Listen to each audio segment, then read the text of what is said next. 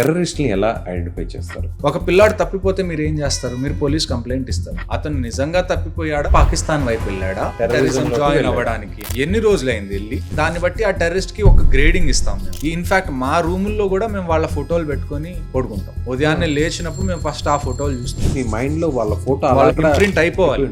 ఒకవేళ రోడ్డు మీద నుంచున్నా అతను మా ముందు నుంచి వెళ్తే మేము ఐడెంటిఫై చేయగలగాలి కదా. కొద్దిగా దగ్గర పోలికలతో కనపడితే యు కిల్ దెమ్. సార్, మీరు ఎక్స్పెక్ట్ చేసింది ఒక ఇద్దరు ముగ్గురు టెర్రరిస్టులు ఉన్నారని, ఒక బిల్డింగ్ లో దాక్కుని ఉన్నారని మీరు వెళ్తారు. అక్కడ వాళ్ళకంటే కూడా ఎక్కువ సంఖ్యలో ఉన్నారు. అప్పుడు ఆ టైంలో మీరు ఎలా చేస్తారు? ఆర్మీ మీకు ఏమని చెప్తుంది అంటే, the first thing that's going to get in a war is your plan. నేను ఇప్పుడు వీళ్ళతో ఫైట్ చేస్తే నా సోల్జర్స్ లో ఎవరికన్నా ఏమన్నా అయ్యే ఛాన్స్ ఉందా? తక్కువ రిసోర్సెస్ ఉన్నా గానీ ఇప్పుడు మనం ఫైట్ చేయక తప్పదు అని అనుకున్నప్పుడు ఫైట్ చేస్తాం. సో ఇప్పటి వరకు ఈ రాష్ట్రీయ రైఫిల్స్ ఎంత మంది టెర్రరిస్టులని, ఈజీలీ సమ్వేర్ అరౌండ్ 10,000 టెర్రరిస్ట్. ఎంత మంది రైఫిల్స్ లో ప్రాణాలు కోల్పోయారు?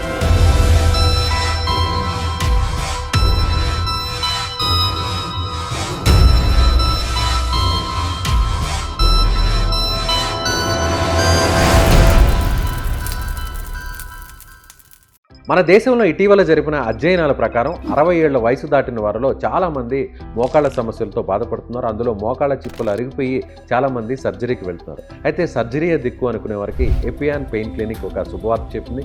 ప్లాస్మా థెరపీ ద్వారా ఈ సమస్యకు చెక్ పెడుతుంది. సో ఇమీడియట్గా ఈ సమస్యతో బాధపడేవారు ఈ కింద నెంబర్కు కాల్ చేయండి. నమస్తే, నేను విజయ్. మనతో పాటు ఉన్నారు ఆర్మీ ఆఫీసర్ మేజర్ హర్షవర్ధన్ చావక్. నమస్తే సార్. జై హింద్. సో రాష్ట్రీయ రైఫిల్స్ మీరు కూడా అందులో 3-4 years వర్క్ చేశారు. టీమ్ లీడర్ గా ఉన్నారు. యాజ్ ఎ టీమ్ లీడర్, అసలు టెర్రరిస్ట్ ని ఎలా ఐడెంటిఫై చేస్తారు? బేసిక్ గా ఏమవుతుంది అంటే, ఎవరన్నా ఇంట్లో నుంచి ఒక పిల్లాడు పారిపోయాడు, తప్పిపోయాడు. ఓకే, ఒక పిల్లాడు తప్పిపోతే మీరు ఏం చేస్తారు? మీరు పోలీస్ కంప్లైంట్ ఇస్తారు. పోలీసులకి కంప్లైంట్ ఇచ్చినప్పుడు ఎంక్వైరీలో మీకు తెలుస్తుంది అతను నిజంగా తప్పిపోయాడా లేకపోతే పాకిస్తాన్ వైపు వెళ్ళాడా టెర్రరిజం జాయిన్ అవ్వడానికి అని. సో ఫైనల్ గా అంటే ఫస్ట్ ఎవరు నిర్ధారిస్తారు? దీన్ని పోలీస్ నిర్ధారిస్తుంది. ఆ తర్వాత అతను ఎన్ని రోజులైంది వెళ్ళి, ఇప్పుడు వరకు ఏమేమి అతను టెర్రరిస్ట్ యాక్టివిటీస్ చేశాడు, దాన్ని బట్టి ఆ టెర్రరిస్ట్ కి ఒక గ్రేడింగ్ ఇస్తాం మేము. ఇతను A++ category, A category, B category, C category అని. టెర్రరిస్ట్ లో కూడా గ్రేడింగ్ ఉంటుంది. అంటే ఇంట్లో నుంచి పారిపోయిన రోజు నుంచి, అంటే వెళ్ళిపోయిన రోజు నుంచి కాలాన్ని బట్టి మీరు గ్రేడింగ్ ఇస్తారు. కాలాన్ని ఈ కాలంలో అతను చేసిన యాక్టివిటీస్ ని బట్టి కొన్ని మీ దృష్టికి వస్తాయి కాబట్టి. కొన్ని అంటే ఒకవేళ అతను అటాక్ చేసి పారిపోయాడు, ఒక అటాక్ చేశాడా, ఇతనికి ఈ గ్రేడింగ్ ఉంటుంది. పెద్ద అటాక్ చేశాడా, ఇతనికి ఈ గ్రేడింగ్ ఉంటుంది. ఇతను టెర్రరిస్ట్ కి నాయకుడు అయిపోయాడా, అతనికి ఇంకొక గ్రేడింగ్ ఉంటుంది. సో వాళ్ళు చేసే పనిని బట్టి వాళ్ళకి మేము గ్రేడింగ్ ఇచ్చి వాళ్ళు ఎంత ఇంపార్టెంట్ టార్గెట్ అనేది మేము డిఫైన్ చేస్తాం. మాది ఏదైతే ఆపరేషన్స్ రూమ్ ఉంటుందో, ఆప్స్ రూమ్, వార్ రూమ్ ఏదైతే ఉంటుందో, ఇన్ఫాక్ట్ మా రూముల్లో కూడా మేము వాళ్ళ ఫోటోలు పెట్టుకొని పడుకుంటాం. ఉదయాన్నే లేచినప్పుడు మేము ఫస్ట్ ఆ ఫోటోలు చూస్తాం, టెర్రరిస్ట్ ఫోటోలు. ఆ టెర్రరిస్ట్ ఫోటోలు కూడా 3-4 రకాలుగా ఉంటాయి. గడ్డంతో ఎలాగుంటాడు, గడ్డం లేకుండా ఎలాగుంటాడు, ఎంత హైట్ ఉంటది అతనిది. సో మేము ఒకవేళ రోడ్డు మీద నుంచున్నా అతను మా ముందు నుంచి వెళ్తే మేము ఐడెంటిఫై చేయగలగాలి కదా. నిజం. అంటే మీరు చెప్పిందని మీ మనసులో, మీ మైండ్ లో వాళ్ళ ఫోటో ప్రింట్ అయిపోవాలి. మీరు ఆప్స్ రూమ్ లో కూర్చున్నారా, మీ చుట్టూ అవే ఫోటోస్ ఉంటాయి. మీరు ఎదురుగా మనుషుల్ని, సివిలియన్స్ చూస్తున్నా కూడా వాళ్ళని అక్కడ ఒకసారి మీరు స్కాన్ చేసినప్పుడు మీకు అర్థం అవుతుంటారు. అలాంటప్పుడు ఎవరన్నా కొద్దిగా దగ్గర పోలికలతో కనపడితే మీరు పిలుస్తారు, చెక్ చేస్తారు. ఒకవేళ అతనే అయితే మీరు యు కిల్ దెమ్, కాకపోతే మీరు వదిలేస్తారు. సార్, మీరు ఎక్స్పెక్ట్ చేసింది ఒక ఇద్దరు ముగ్గురు టెర్రరిస్టులు ఉన్నారని, ఒక బిల్డింగ్ లో దాక్కుని ఉన్నారని మీరు వెళ్తారు. అక్కడ వాళ్ళకంటే కూడా ఎక్కువ సంఖ్యలో ఉన్నారు. అది అప్పుడు ఆ టైంలో మీరు ఎలా చేస్తారు? ఇలాంటి ఇన్సిడెంట్ ఎప్పుడైనా మీరు ఫేస్ చేశారా? ఇలాంటి ఇన్సిడెంట్స్ కూడా ఉన్నాయి. ఆర్మీ మీకు ఏమని చెప్తుంది అంటే, the first thing that's going to get in a war is your plan అని చెప్పి అక్కడికక్కడే మీరు ఎగ్జిక్యూట్ చేస్తారు. అక్కడికక్కడ మీరు ఇంప్రొవైజ్ చేసుకోవాలి. మీ దగ్గర లిమిటెడ్ రిసోర్సెస్ ఉన్నాయి, ఎక్కువ మంది టెర్రరిస్ట్ ఉన్నారు. మీకున్న రిసోర్సెస్ కన్నా మీరు హ్యాండిల్ చేయగలిగిన వాటికన్నా ఎక్కువ మంది టెర్రరిస్ట్ ఉన్నా గానీ మీరు బ్యాకప్ తొందరగా పిలవగలిగే క్యాపబిలిటీలో ఉండాలి. కానీ బ్యాకప్ వచ్చే లోపల వీళ్ళు వెళ్ళిపోతారు, లేకపోతే వీళ్ళు మిస్ అయిపోతారు అని మీకు అనిపించినప్పుడు మీరు ఆన్ గ్రౌండ్ సిచ్యువేషన్ చూసుకోవాలి. నేను ఇప్పుడు వీళ్ళతో ఫైట్ చేస్తే నా సోల్జర్స్ లో ఎవరికన్నా ఏమన్నా అయ్యే ఛాన్స్ ఉందా, మనం ప్రాణాలు కోల్పోతామా లేదా, అది మీరు ఆ క్యాలిక్యులేషన్స్ మీరు తీసుకుంటారు. ఒకవేళ వీళ్ళు ఇక్కడి నుంచి వెళ్తే నేను వేరే బెటాలియన్ అలర్ట్ చేస్తే వాళ్ళ దగ్గర వీళ్ళు చిక్కుకునే అవకాశం ఉందా? ఇటువైపుగా ఒకవేళ ఎస్కేప్ అయితే అయితే అటువైపు అక్కడ ఉన్నటువంటి బయట ఉన్నటువంటి ఇప్పుడు నేను అలర్ట్ చేస్తే ఆ టైం మ్యాచ్ అవుతుందా, వీళ్ళు అక్కడికి రీచ్ అయ్యడానికి వాళ్ళు రెడీగా ఉండగలరా? సో యూ డూ ఈ క్యాల్కులేషన్స్ అన్ని మనం చేసుకున్న తర్వాత అప్పుడు మనం ఒక డెసిషన్కి వస్తాం. కొన్నిసార్లు డెసిషన్ ఎలాగుంటది అంటే తక్కువ రిసోర్సెస్ ఉన్నా కానీ ఇప్పుడు మనం ఫైట్ చేయక తప్పదు అని అనుకున్నప్పుడు ఫైట్ చేస్తాం. అప్పుడు ఎక్స్ప్లోజివ్స్ కూడా యూజ్ చేస్తాం. అంటే మీ దగ్గర ఎక్విప్మెంట్ ఏముంది, చాలా విషయాలు మ్యాటర్ అవుతాయి అప్పుడు. కానీ తప్పదు అనుకున్నప్పుడు వీ డోంట్ థింక్ ట్వైస్, మేము ఖచ్చితంగా చేస్తాం. దూకాల్సింది ముందు వెనక ఏం ఆలోచించారు?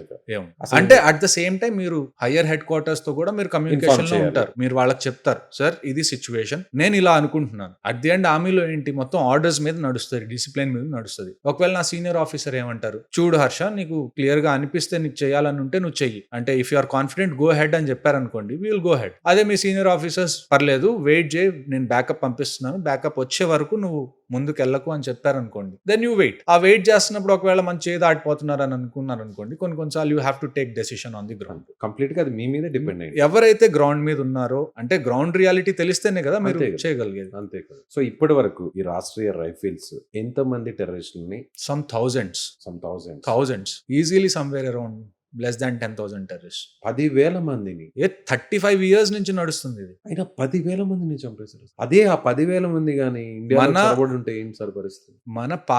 మన కశ్మీర్ లో ఇప్పటికి కూడా చాలా ఏరియాస్ లో వెపన్స్ అనేవి దాచిపెట్టి ఉన్నాయి. మేము ఏదో టెర్రరిస్టులను చంపుతాం, లేకపోతే వెపన్స్ ఎక్కడన్నా దొరికితే వెపన్స్ ని క్యాప్చర్ చేసుకుంటాం. మా 2 ఎయిమ్స్ ఇవే. ఎందుకంటే టెర్రరిస్ట్ కి వెపన్ దొరకపోతే వాడేం చేయలేడు.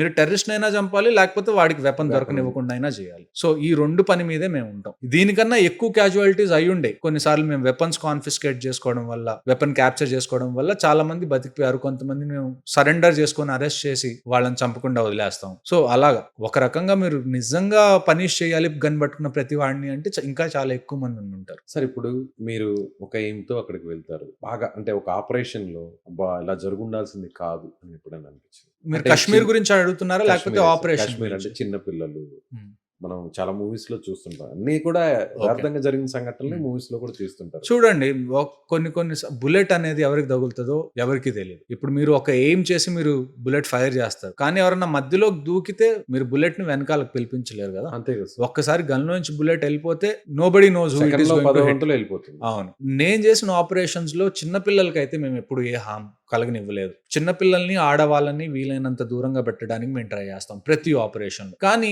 ఒక విషయం నేను ఒప్పుకునేది ఏంటి అంటే, కొన్నిసార్లు ఇల్లు డ్యామేజ్ అవ్వాల్సి వస్తుంది. అంటే ఇప్పుడు ఒక 2 టెర్రరిస్టులు ఉన్నారు, 2 టెర్రరిస్టులు ర్యాండమ్ గా ఒక ఇంట్లో దూరారు, మేము వాళ్ళని వెంబడిస్తున్నప్పుడు. ఆ ఇంట్లో ఉన్న వాళ్ళకి ఆ టెర్రరిస్ట్ కి ఏ సంబంధం లేదు, వాళ్ళు చొరబడ్డారు. అలాంటి టైంలో మీరు లోపలికి వెళ్తే ఏమవుతుంది, మీ మీద ఫైర్ అయ్యి మీరు చనిపోయే ఛాన్సెస్ ఉన్నాయి. అలాంటి టైంలో ఆ బిల్డింగ్ బయట నుంచి ఆ బిల్డింగ్ మీద మీరు ఫైర్ చేస్తూ వాళ్ళ మొరాల్ బ్రేక్ చేసి చివరికి వాళ్ళని చంపుతారు. వాళ్ళ దగ్గర ఎంతమంది ఉన్నారు, వాళ్ళ దగ్గర ఉన్న వెపన్స్ ఏంటి, ఓకే, మీరు ఒక అంచనాకు వచ్చిన తర్వాత లోపలికి వెళ్తారు. వాడిని ఎగ్జాస్ట్ చేయాలి. వాడి దగ్గర వెపన్ నుండి వాడి దగ్గర 40 రౌండ్స్ ఉన్నాయి అనుకోండి, అది అయిపోవాలి. అయిపోయేంత వరకు మీరు కూడా ఆపోజిట్ లో ఫైరింగ్ చేస్తారు. మనది అయిపో కదా, మనకి నాన్ స్టాప్ డంప్ ఉంటుంది మా దగ్గర. వాడి దగ్గర ఉన్న సప్లైని మీరు ఎగ్జాస్ట్ చేయాలి. అప్పుడు ఆ తర్వాత మీరు లోపలికి వెళ్తే మీరు సేఫ్. ఇది మైండ్ ఫుల్ గా ఆపరేషన్స్ చేసే పద్ధతి. అలాంటి టైంలో ఇల్లు కొద్దిగా డ్యామేజ్ అవుతాయి, కానీ వాళ్ళకి మళ్ళీ గవర్నమెంట్ కాంపెన్సేట్ చేస్తుంది. కాకపోతే ఇల్లు అనేది ఎవరికైనా కొద్దిగా ఒక సెంటిమెంటల్ ఫీలింగ్. అది ఎంతమంది రైఫిల్స్ లో ప్రాణాలు కోల్పోయారు? మా దాంట్లో కూడా ఆల్మోస్ట్ మీరు 1990s నుంచి చూసుకుంటే, అంటే రాష్ట్రీయ రైఫిల్స్ పెట్టినప్పటి నుంచి చూసుకుంటే మా వాళ్ళు కూడా థౌజండ్స్ లో ఉంటారు. లైఫ్ అనేది 2 వైపుల నుంచి. ఒక 10 మంది టెర్రరిస్టులను చంపేశారంటే, ఒక 10 మంది టెర్రరిస్ట్ కి ఒక పర్సన్ చనిపోయే ఛాన్సెస్ ఖచ్చితంగా ఉంది. ఎందుకంటే నిజంగా ప్రాణాలు అక్కడ తెగించి పోరాటమే కదా. అంతే. నిజంగా గ్రేట్ సార్. నిజంగా రాష్ట్రీయ రైఫిల్స్ అలాగే అందులో నేను మిమ్మల్ని ఇంటర్వ్యూ చేయడం నాకు నిజంగా ప్రౌడ్ గా. Thank you sir. Thank you so much. జై.